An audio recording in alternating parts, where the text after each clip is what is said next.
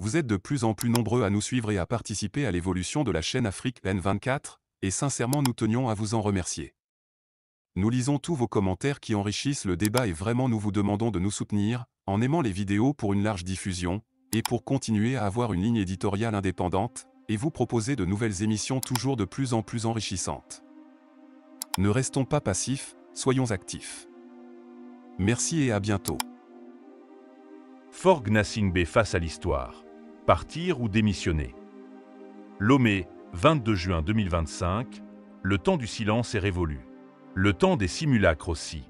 Après 20 ans de règne sans partage, Faure Gnassingbé n'a plus que deux options devant lui, partir ou démissionner.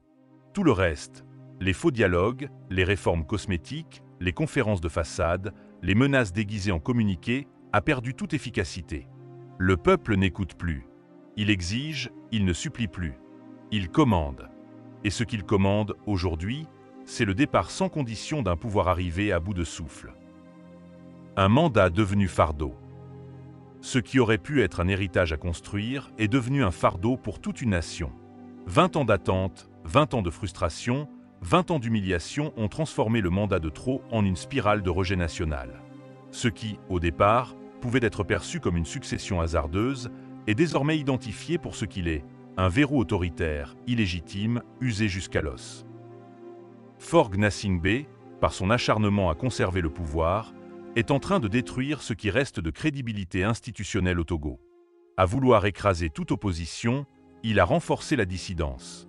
À vouloir imposer sa mainmise sur le pays, il a donné au peuple une conscience politique nouvelle. Une jeunesse entière s'est politisée dans la douleur, mais elle est désormais debout, lucide, organisée. Les signaux d'une fin imminente. Les événements des dernières semaines n'ont rien d'anodin. La libération forcée d'Amron, obtenue par la pression populaire. Le report de la conférence de Mansa, symbole d'un régime en quête désespérée de légitimation. L'annonce de mobilisation massive les 26, 27 et 28 juin, qui cristallise la colère d'une génération trop longtemps bâillonnée. La montée en puissance des critiques dans la diaspora, relayée par des intellectuels, des artistes, des défenseurs des droits humains, et même certains partenaires silencieux jusque-là.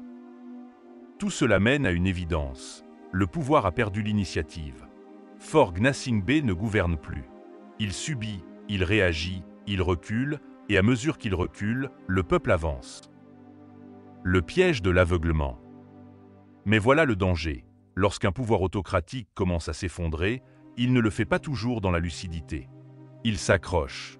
Il s'enferme. Il croit encore qu'un remaniement ou un discours bien calibré pourra faire illusion. Mais le Togo n'est plus en 2005. Et les Togolais ne sont plus les mêmes.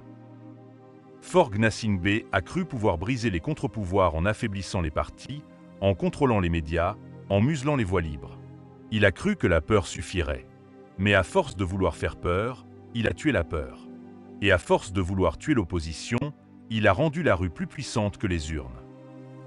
Partir ou démissionner, deux issues, une même urgence. Il reste donc deux chemins. Le premier est celui de la dignité minimale. Partir volontairement. Annoncer publiquement sa sortie. Ouvrir la voie à une transition contrôlée. Permettre, dans la douleur, un passage pacifique de témoins. Il ne sera pas glorieux, mais il sera peut-être toléré par l'histoire. Le second chemin est celui de la démission forcée. Celle qui intervient quand les institutions sont paralysées, quand les ministres prennent leur distance, quand les forces de l'ordre refusent d'exécuter les ordres, quand la rue devient l'unique parlement légitime. Ce chemin-là est plus brutal.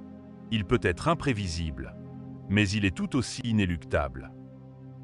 Dans les deux cas, une chose est certaine, le maintien au pouvoir est désormais impossible. La question n'est plus s'il partira, mais comment il partira. La rue n'a pas oublié. Elle s'apprête à juger. Les 26, 27 et 28 juin 2025 ne seront pas des dates anodines. Elles seront le procès symbolique d'un régime. Un procès sans tribunal, mais avec des milliers de juges dans les rues. Des juges fatigués d'attendre, fatigués de subir, fatigués de se taire. Faure a cru pouvoir gouverner par inertie. Mais aujourd'hui, l'histoire lui rappelle que tout pouvoir repose sur un consentement. Et ce consentement, il l'a définitivement perdu. Le mépris accumulé, les violences infligées, les mensonges répétés, les occasions ratées, les vies volées, tout cela revient à la surface. Et le peuple réclame une sentence, qu'il parte. Il est encore temps, peut-être. Il reste à Fort Gnassingbé Bay une infime fenêtre pour partir dans un semblant de calme. Il peut choisir de reconnaître l'échec, d'entamer une sortie, de sauver ce qui peut l'être. Mais ce choix, il doit le faire maintenant. Pas dans 6 mois, pas dans 1 an, pas après d'autres morts, d'autres arrestations, d'autres mensonges. Car plus il attend, plus sa chute sera brutale. Et plus l'histoire sera sévère. À la croisée des chemins. Partir ou démissionner. Voilà les 2 dernières cartes. Mais le jeu, lui, est terminé. Le peuple togolais a repris sa voix, sa force, son destin. Fort Gnassingbé est désormais un homme seul dans une maison qui s'effondre. Il peut choisir de sortir avant l'effondrement, ou de tomber avec elle. Le peuple, lui, a déjà choisi.